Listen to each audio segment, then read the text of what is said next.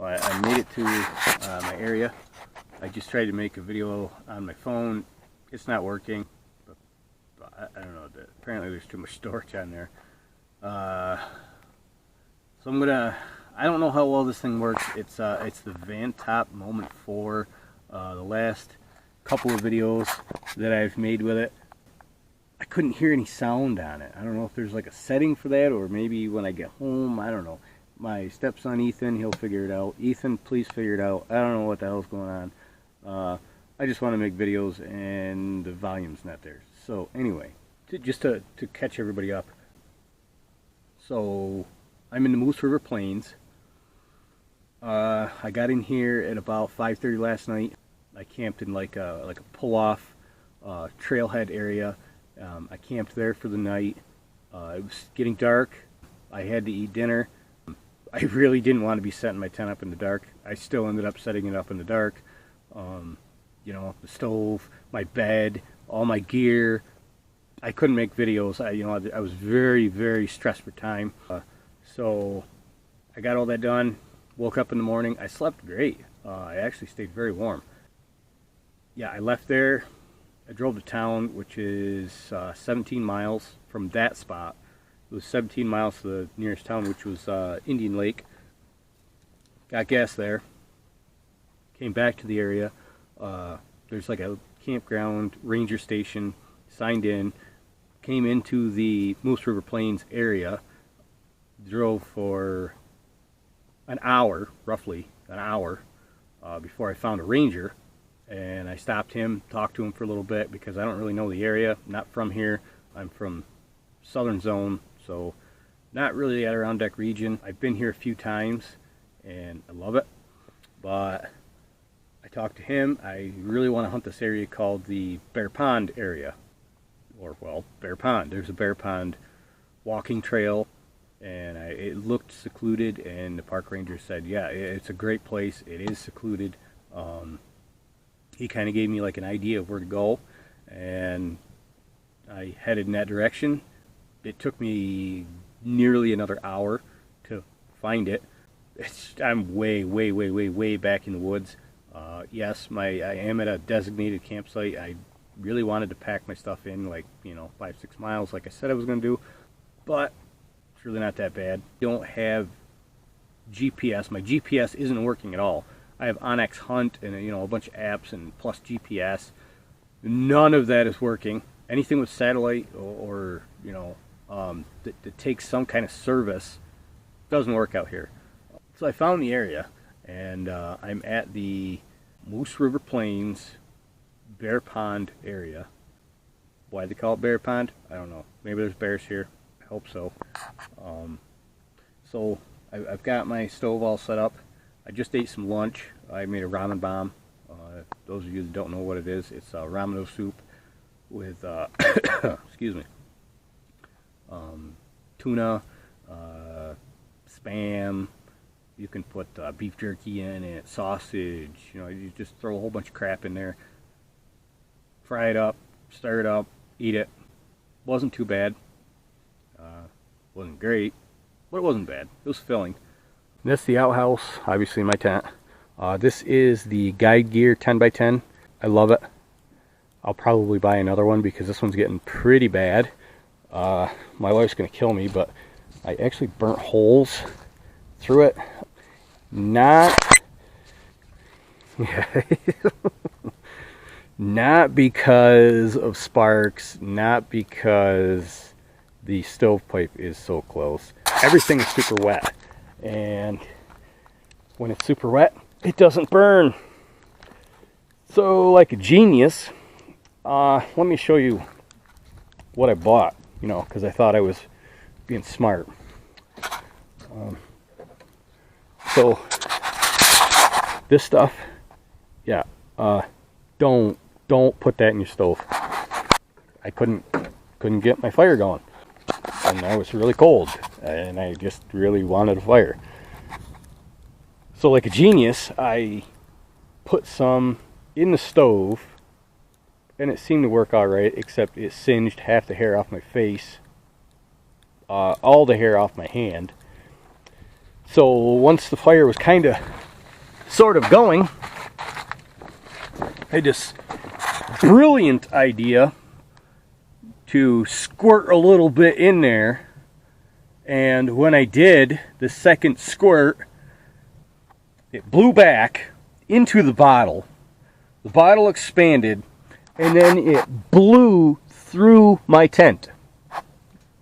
Yeah, like fireball blew through my tent. Oh, it was pretty amazing. Everything was on fire. I had to put everything out. My floor was on fire. Not good. Don't do that. The whole heat thing in a wood stove, don't do it. I can tell you from experience, it won't end well. It's just amazing. So here's the outhouse I was going to show you. It's not much of an outhouse, but I mean, it beats taking a crap behind a tree, you know. They even give you these little toilet seat cover things, and I don't know what the coffee can is. I don't dare open it. You know, you got your hangover shit. It's nice, you know. And then in case you want to sit in here and I don't know what that is. Maybe it's a camera holder where you take a shit. There you go. Yeah, you can like sit here and watch people take shit. But you know, it's better than crapping behind a tree, I can tell you that. Here's the setup. Got my wood processing. Here's the, this is a necessity. If you don't have a saw like this with a good long blade, this is a Loa folding saw. I don't know how long it is. Yeah, it's ice now, but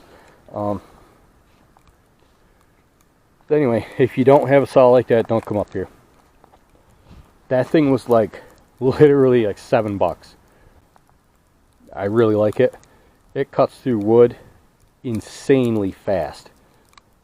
You know, don't be He-Man and try to bring a little axe like that, or even a decent sized axe, and think that you're going to be out here, Mr. Macho, chopping down trees. It doesn't work that way. Right now it's 4 o'clock. So, I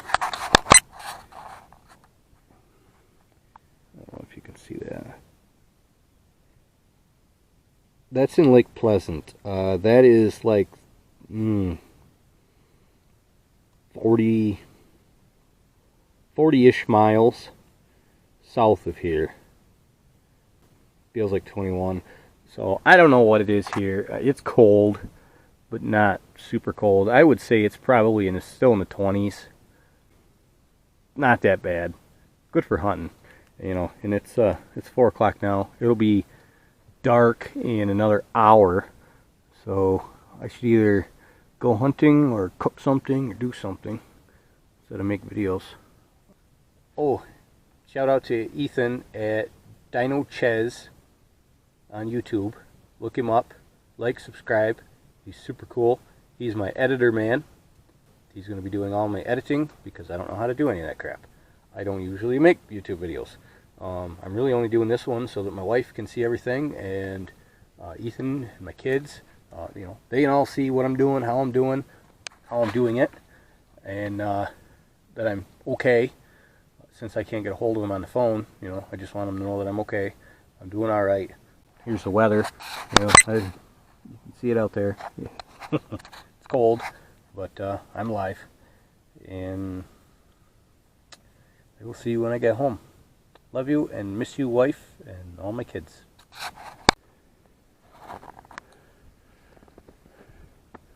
So I'm quite a ways in. I don't know how far. I'm quite a ways, and I came to this. Look at how cool it is. Check out this like pool. Look at that. Look at how it's just sucking water in. How cool is that? A little cyclone. This is just like a little creek that goes down, and then it looks like it just got all dammed up. Maybe they, looks like they had boards across here, but it's pretty deep. I would say that's all of a foot deep, which doesn't sound like a lot, but I don't want to be walking through it.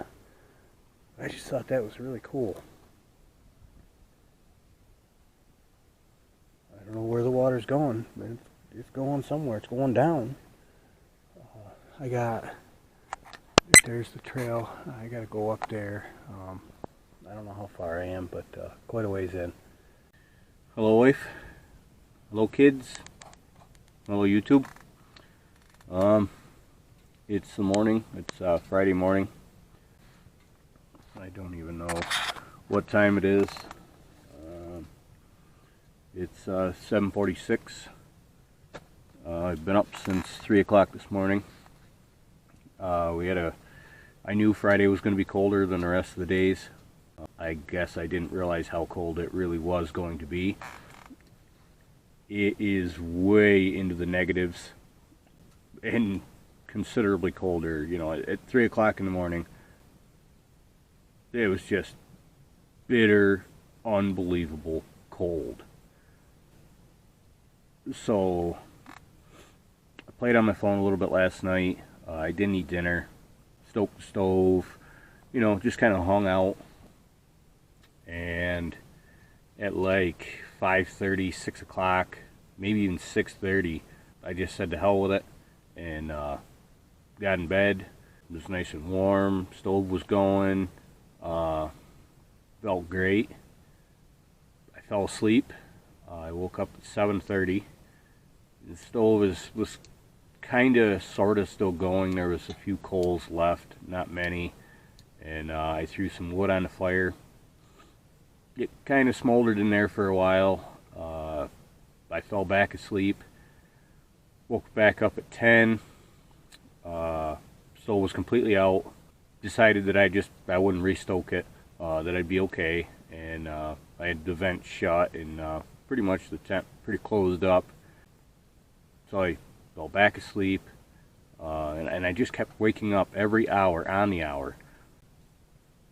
Not because I was cold. I just I don't know. I don't sleep very well out here.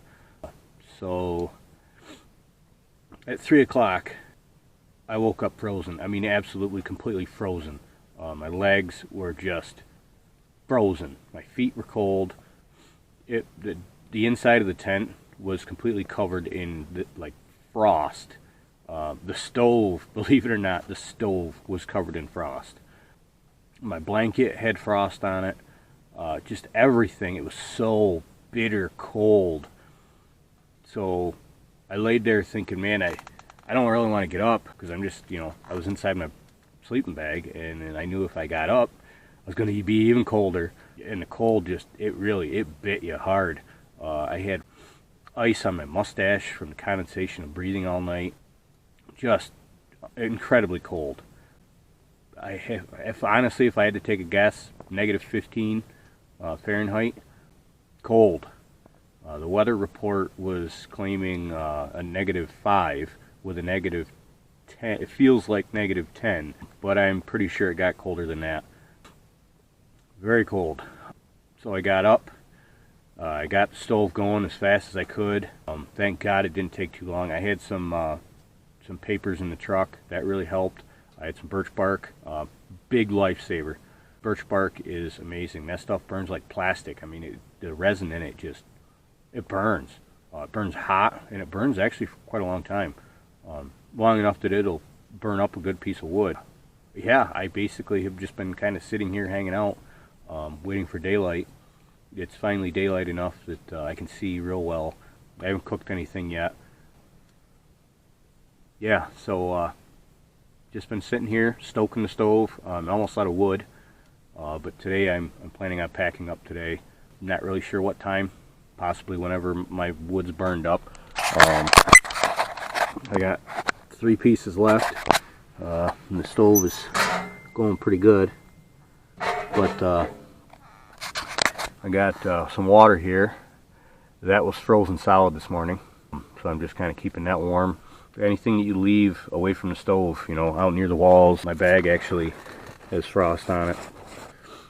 You know, anything you leave out near there, it just gets cold, frosted. Yeah, I got a cup of water, Mountain Dew, and another jug, my military jug full of water. I was going to show the people of YouTube. It's a trick, a tip, a good tip that you really should do if you're going to come out here and camp and hike, hunt, or just come out here to see the sights. A really good tip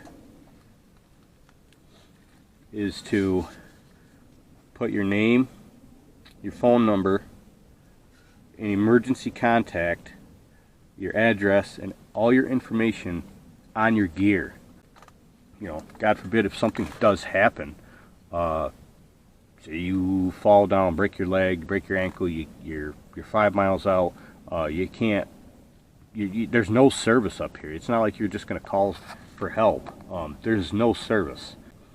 But if someone finds you and you're incapable of speaking, maybe you're you got knocked out, or you passed out, or you know, you're incapacitated, they'll know.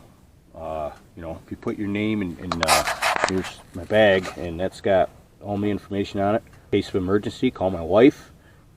My information, and quite a bit of my gear has that information on it. I don't want to be left out here, and I don't want them to not know who to contact. So just a good tip. I've watched a lot of YouTubers that do this kind of stuff.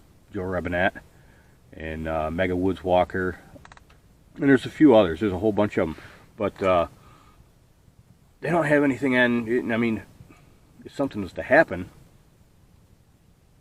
you never know, and I think it's a good thing. So, good tip. So here's my. I never really got into this yesterday. This is my sleep system. Unzip this. It's still pretty cold in here, even with the wood stove going full bore. It's pretty cold in here. I would say it's 30 degrees out near the edges. It's probably, yeah, it's 30 degrees out near the edges of the tent. A little warmer up top, but right around the stove, this seems to be the warmest right now. Everywhere else is just freezing. But so this is a double sleeping bag. This is a two-person sleeping bag that I took you can just unzip the top off and zip it to itself, just like this. It just zips to itself. And this is the other side. This is the bottom. No, this is the top. This is the top. So the bottom is longer, so you can, you know, lay your head in there, and then the top that goes over that zips to it is short, so you know your head sticks out. But so this one obviously was shorter, so it fits right inside the big one. So that's just two individual sleeping bags, one stuffed inside of another. And you know, like I said, it worked great the first night. It worked great, and last night for some reason I froze. It's not really meant, that sleeping bag, it's a 30-degree sleeping bag, and it didn't work. It's two 30-degree sleeping bags, and I don't know what that would make it. Maybe a 0-degree sleeping bag, 15-degree sleeping bag, not really sure, but I froze. I absolutely had to get up and get the stove going and get everything warmed up. Like I said, it was just, everything was frozen. I haven't even been outside yet. I don't dare. I'm not ready for it. Yeah, so that's that. I mean, I survived the night. I did it, but it wasn't easy. That's for sure. It was not easy. yeah, so I'm charging my batteries now. I'm probably gonna try to cook something. I gotta go outside eventually. I just don't want to. It's so cold. So I made it, wife. Today's the last day. It's Friday. I'm coming home today. It's so cold that it started last night. I thought I could hear something in the woods not far from here, and kind of freaked me out a little bit, but you know, I got my rifle, so I figured I'd be okay. I kept my knife close, that's for sure. I kept weapons close, but then I realized it was actually the trees popping and cracking in the cold, and it did that all night. So yeah, it's been a good trip. I'll definitely do it again. I'm going to come a little more prepared this time. Got to update my tent because I blew a hole in that with a flame bomb. Yeah, don't put heat, that stuff called heat, H-E-E-T. Don't put that in your stove. Really bad idea. It will burn down your tent, or nearly burn down your tent. It nearly burned down my tent. Though the window's okay. It's got a couple little holes in it, but this little shade thing really took a beating. The side of the tent really took a beating. There's a few holes there. I got my gloves shoved. That's a big hole. Last night when it was so cold, I put my gloves in there. Up here, that used to be like a mesh screen. That really took a beating from the flame. I mean, this flame that came out was just, it was huge. It took up almost that whole area up here. It went up and it just fried everything. So learn from a guy that's done it. Don't do that. Real bad idea. So I've hiked that back quite a ways. I've made it to I got 2.5 miles to go before I get to Bear Pond. There is a gate across the trail. I don't know what that's about. I came from that way. It's a hell of a long walk. I think I'm going to take the trail. Try to anyway. And try to make it to Bear Pond. I think it's just closed to hikers because of hunting season. Other than that, I don't really know why it would be closed. But it says, you know, follow the markers, so let's go. So I've hiked back quite a ways. I don't know how far back I am. It's starting to get kind of late. It's really hard going because it's like it's all washed out, you know. And now it's starting to get real thick. Can't see anything. I have not seen any life forms of any kind other than a red squirrel. I haven't crossed any tracks. You know, it looks like it'd be good hunting, but I don't know if the deer are down.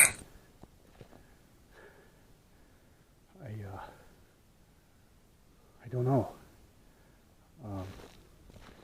I'll continue on a little bit further. Looks like it opens up here.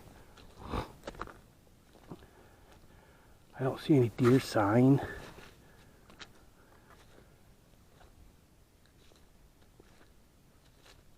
I'm not seeing a lot. Yeah, it kind of opens up, but it's real narrow. And you know, you gotta walk through this water all the time and over these rocks.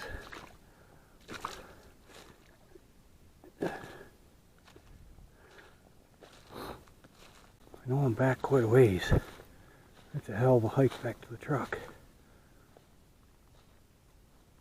Yeah, it's beautiful country. It's real thick. And there are spots where it really opens up. Like I said, I haven't cut any tracks. You know, I'm back a long, long ways. I haven't cut a single track. Not even a squirrel track or a rabbit track. Nothing. I don't know if that's good or bad. I don't know why it would be good, but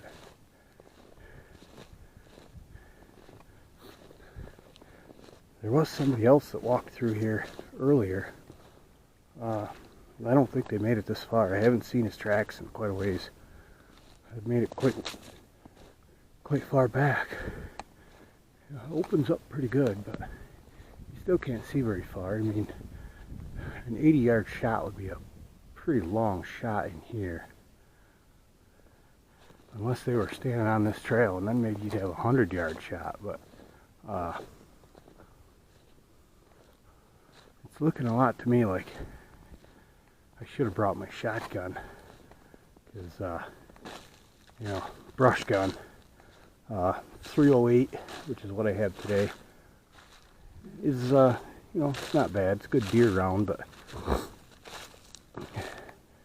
don't know how well it would fare in thick stuff like this. Probably not well. I got ice on my mustache. It's cold. It's freezing. It's definitely in the minus. It's not as cold as it was this morning, so it's probably 0, -5 maybe. And then you get into this stuff where it's just deep. You know, it looks like you can walk right over it and then you just sink right in. And I've been walking this for a long damn ways. And it looks, yeah, that's like a creek bed or something.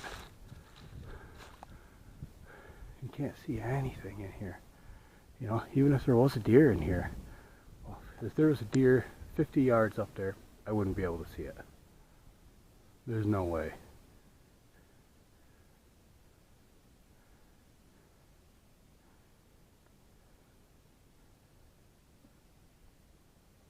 So, I don't know. Guess I'll hike a little further and it's just so hard going because it's wet. You sink in. You can't see anything. So the hunting really doesn't take place. You can't see anything. But yeah, I guess I'll continue hiking back. And I haven't cut any tracks. Nothing. But that's the Adirondacks. There are 3 to 5 deer per square mile. That's square mile. That's a big property. Don't have a lot of daylight left. A couple hours maybe. It gets dark up here pretty early. And it was 1:30 when I got in here. So we'll see.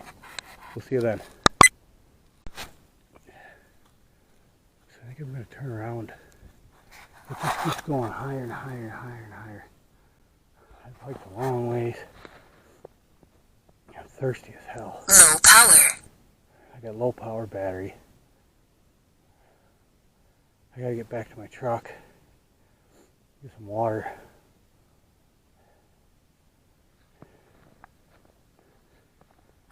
Look at that tree. What do you figure caused that? Just broke right off. Looks good and healthy too.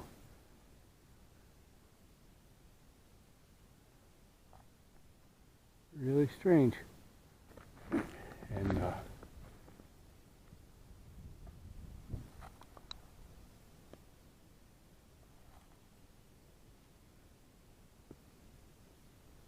here a minute ago. That track, that's a buck track.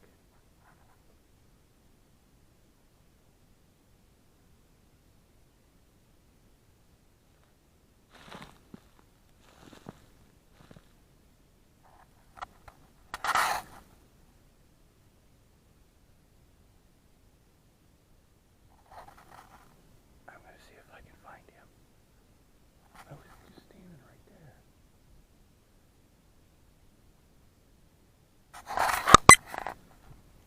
Literally, I was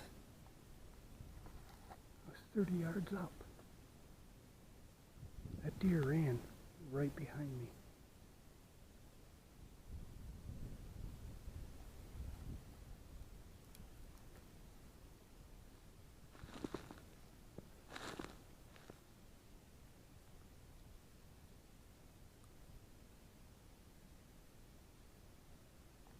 That's crazy.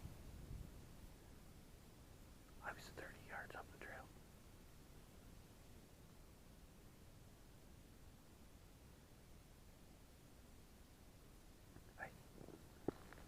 Well, you see where the buck track is? It's right here. That's a good buck too. That's a big track.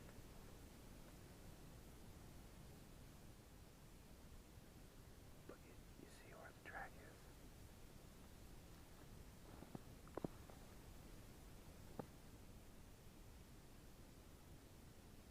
I never heard it.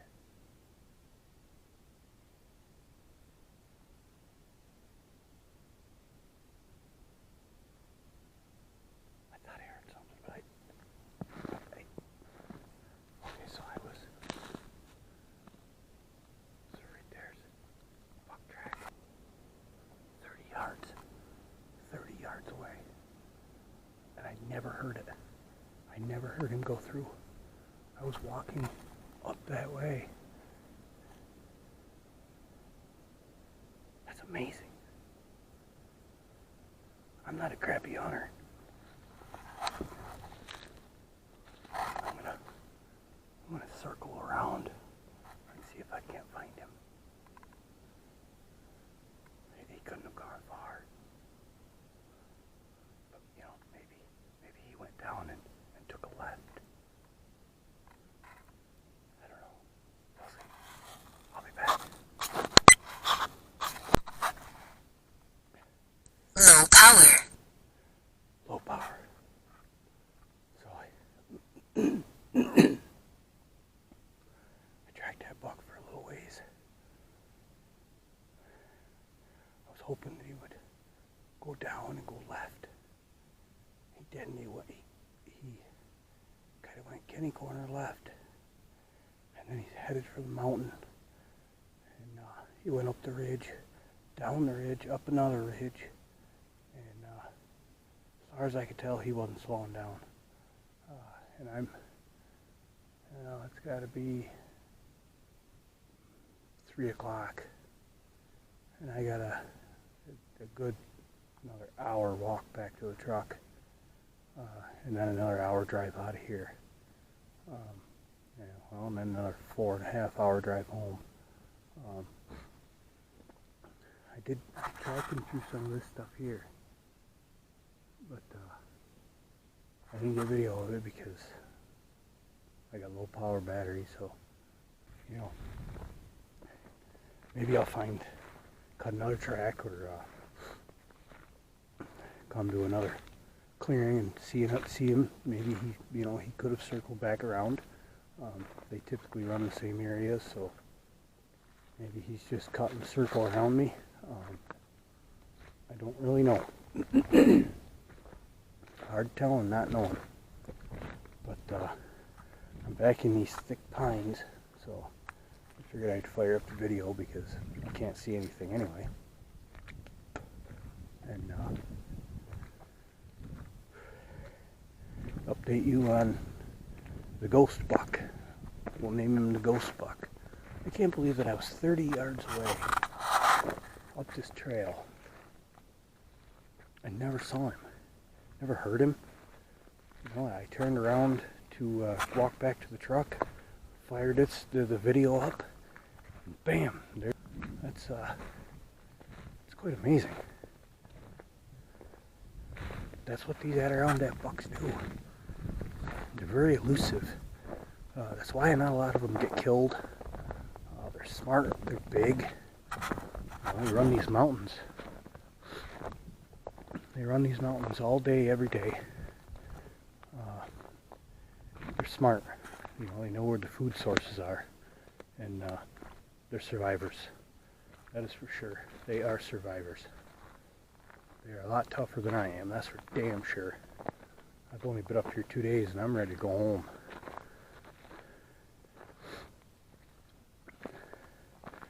Next year, I'm hoping to stay a little longer and maybe the conditions will be a little bit better and I'll be a little more prepared. It is so bitter cold. You know, it's that cold that just bites right through you. It was a good buck though. He had a very sizable track, damn near as big as the palm of my hand, if not the same size. I mean, that was a good track. So he was a hell of a buck. But he's got a lot more stamina than I have.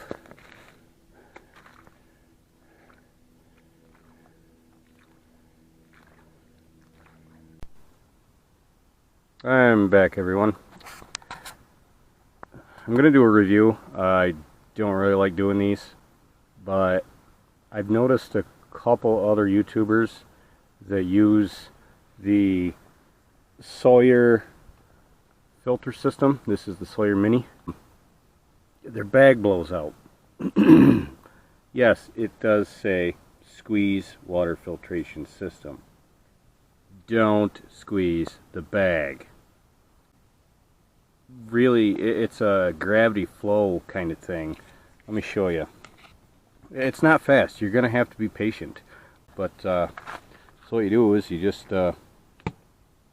very lightly squeeze.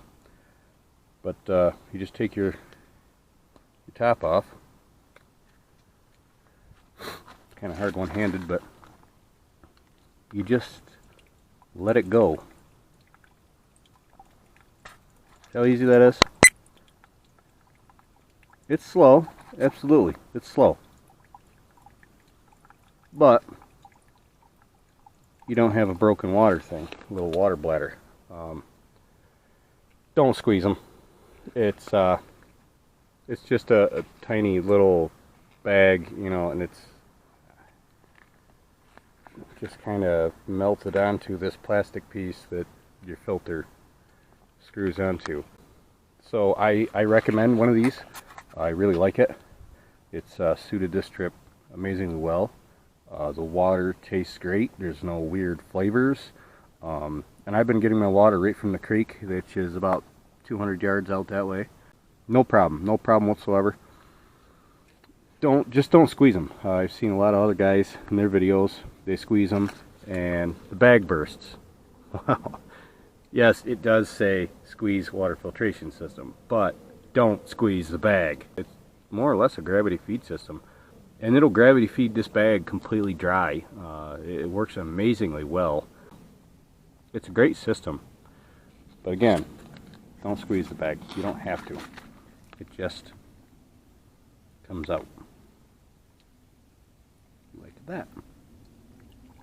No, it doesn't come out fast, but say you're in a survival situation, or you just really need some good clean water.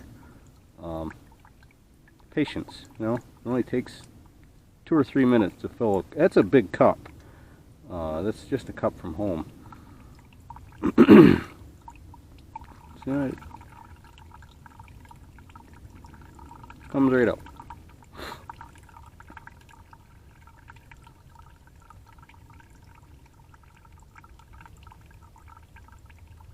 And there we go. I just figured I would do a little review on this.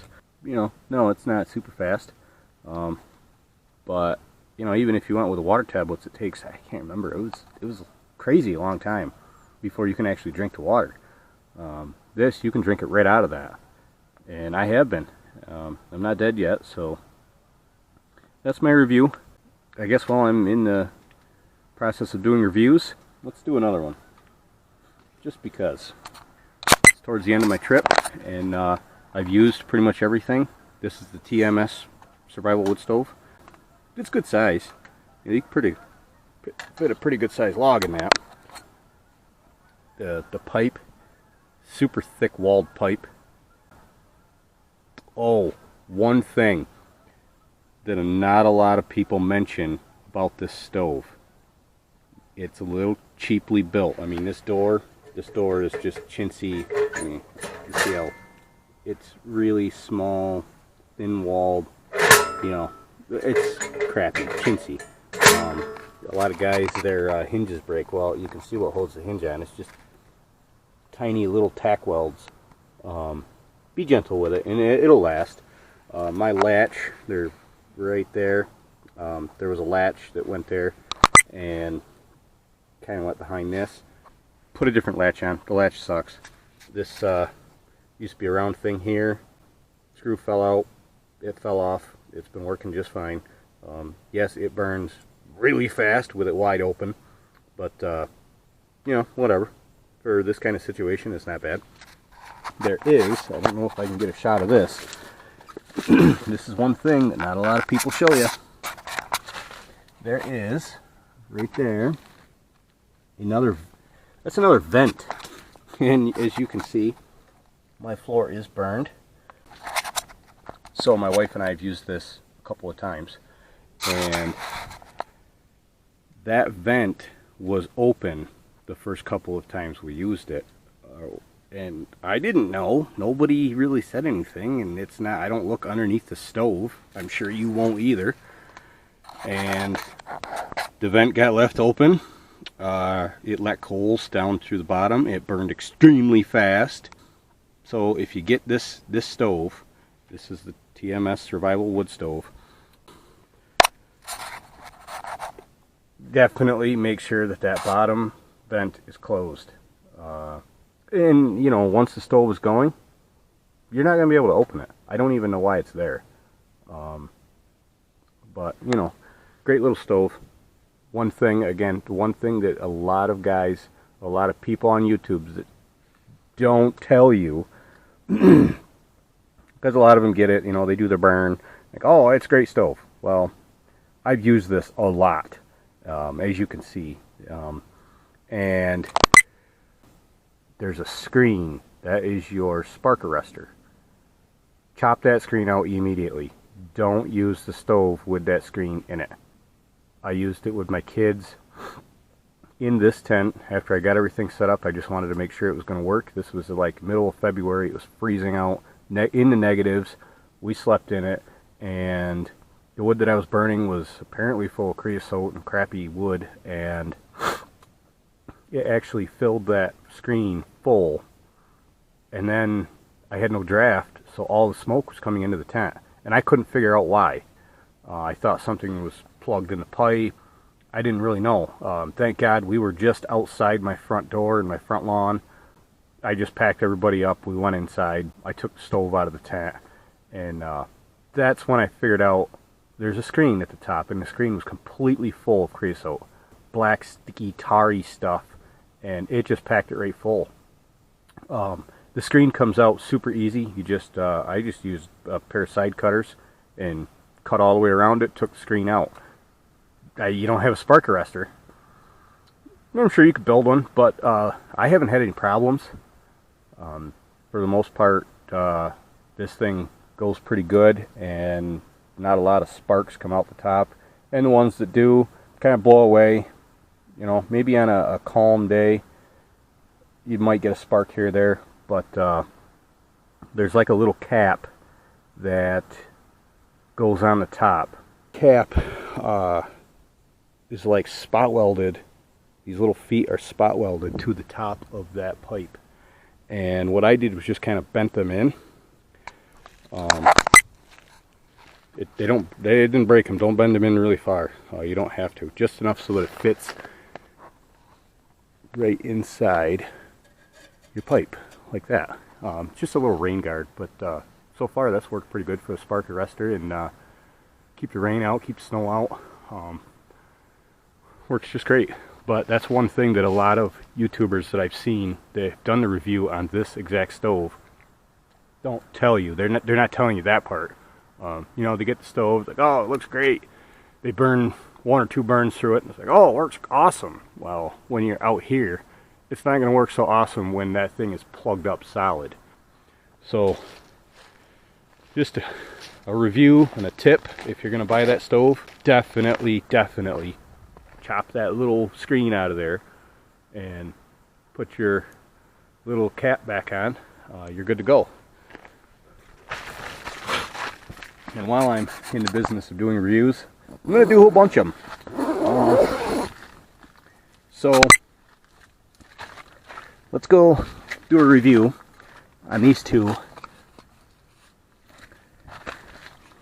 that little burner. It's a packable burner. And there's another one that I have. No one's really did a review on these, but I'm going to do a review because I want everyone to know I've used this stuff. This is the first time I've used it. I bought it all specifically for this trip. But I'll do a review on this one because, well, I suppose I could do both. But see, this one, it just shoots the flame out of the top. And it's a big flame. It's about a 5-inch flame. It's loud, which I didn't mind. Doesn't bother me. But see the holes in the bottom? If it's windy, this thing doesn't work. Well, it doesn't work very well. When it's cold, it doesn't work great. It's packable. It's tiny. I mean, this thing is just this tiny little, you know, and these little blades flip in like that. And it packs into this little jobber. It's a little plastic case. It's not waterproof. It's got a hole in the bottom, and it comes like that. But as you can see, trying to do this all one-handed. I don't have all that, you know, super cool YouTuber stuff, the camera gear and all that crap. So anyway, it just goes in there like this. This little handle right here is it's spring-loaded. That just spring-loaded, and you push that down. It goes, packs right in there, and then your lid goes on. Well, the problem with these is that, and see this? Let's see if I can do this one-handed. I really got to upgrade my camera gear here if I'm going to make YouTube videos, huh? So, there we go. So this goes around like that. Great, right? See if we can get it all the way. Okay, it's all the way. You know, great. It's packable. You could probably throw that in your pocket. You know, it just takes these tanks. You can get those at pretty much any outdoor store. I got mine at Walmart. They're cheap. I got the big ones because a lot of guys said that they burn a lot of fuel, and they do. They do go through a lot of fuel. Like I said, they don't work the greatest when it's cold, and it's cold. But here's the problem that I'm having. So this sets on there. You just screw it right in here, like so. I'm not going to screw it all the way. I'm just so that it's okay. Well, for one, it has to be on perfectly level ground. If it's off just a tiny little bit, I'll show you. So you flip your little feet out like that. Okay. Well, let's just, I don't really want to ruin my eggs. So let's take this pot right here. I cooked some rice in this. When you set your pot on, with the handle out, I mean, yeah, you could put your handles in, but I don't really want them to get hot next to that fire, so I just like that. See that? You see how big around the pot is compared to those little feet. So when you set it on there, it wants to fall. It took me forever to cook my rice because I'd spill it. I tried to heat up water this morning, and on that one, and that one, believe it or not, is bigger. You can see, it is considerably bigger, the blades. It doesn't pack down as small. So I thought, yeah, that'll work even better. It doesn't, because there's only 3 legs. When you set your pot on, it wants to fall off. Terrible design. Great for what it is. I mean, if that's all you've got and you're really careful with it, it'll work. But you gotta watch it every second, because it wants to tip over. It wants to spill. Especially if, you know, there's nothing in this and it wants to tip over. Imagine if this was full of water or rice. You know, maybe you want to cook a steak on it or something. It wants to tip over. Even if you have it over here, it wants to tip one way or the other. This one here especially, because it's so small. The thing is just tiny. So, you know, and this is a play toy for me. I'm an eater. I like to eat, and this is a play toy. It's like a 4-inch pan pot. It's got a little lid, but you know, you set that on there and you fill it up with water or anything like that, the damn thing just wants to keep tipping over. So that's my review on those. Get one. You know, if you want to use it, great, but keep an eye on it. Maybe you want to hold it on there or something. I personally don't want to. And I've got, see the black pan, I got a bigger pan. You know, and again, you see guys that have, this is, let me get it out here. So this is just a little military cup. Comes with the canteens. I actually got mine for free at a garage sale. I got 2 of them, one with the cup and the little bag that goes around it, and one without, along with some other military stuff, because I am a veteran, and they gave them to me for free. Great people. You know, maybe if they see this video, I appreciate it. Thank you. You know, you supported a vet. There's not a lot of support for vets out there. But, so anyway, you see guys, you know, they got these little cups, and they're cool. How the hell do you put a cup shaped like that on that? No matter how you put it on there, it wants to tip over. Same thing with this one. It's odd shaped, and it wants to tip over. See, it just wants to.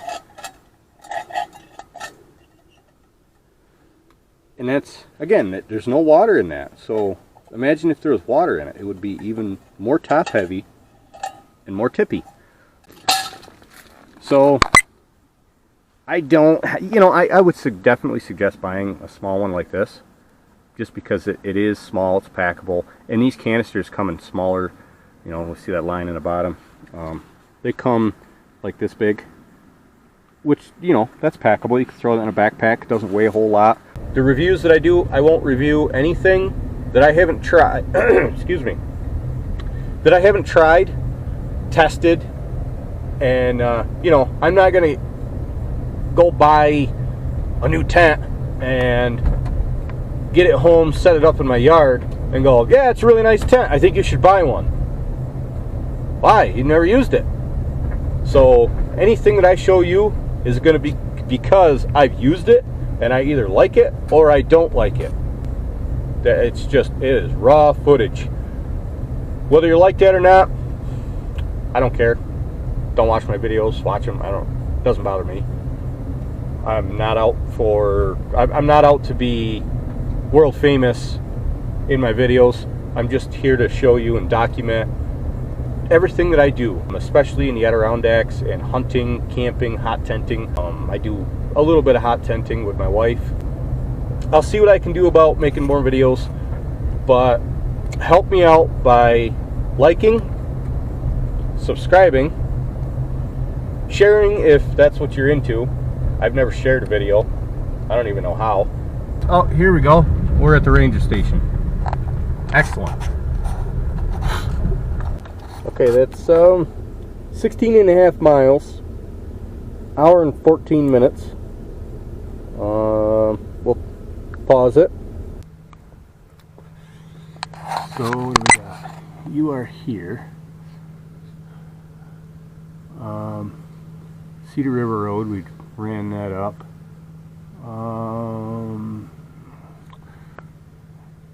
We came up this way, down here,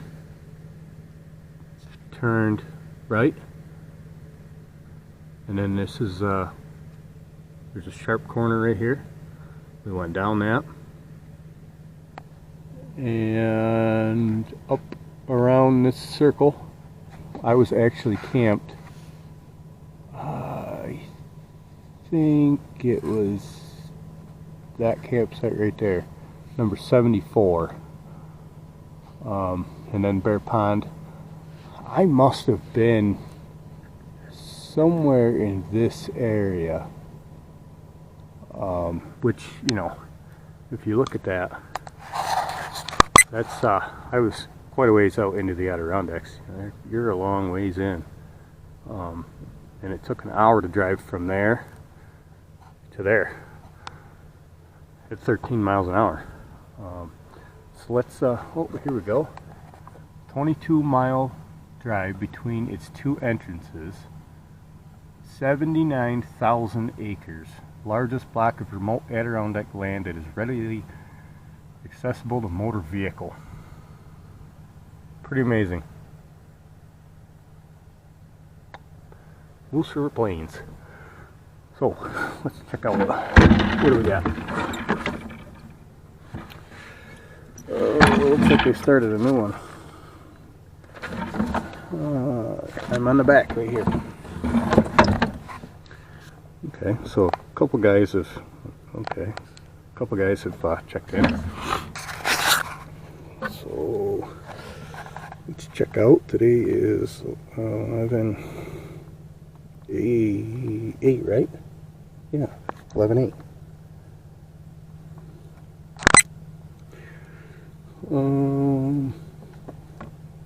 Fishing game? Nope.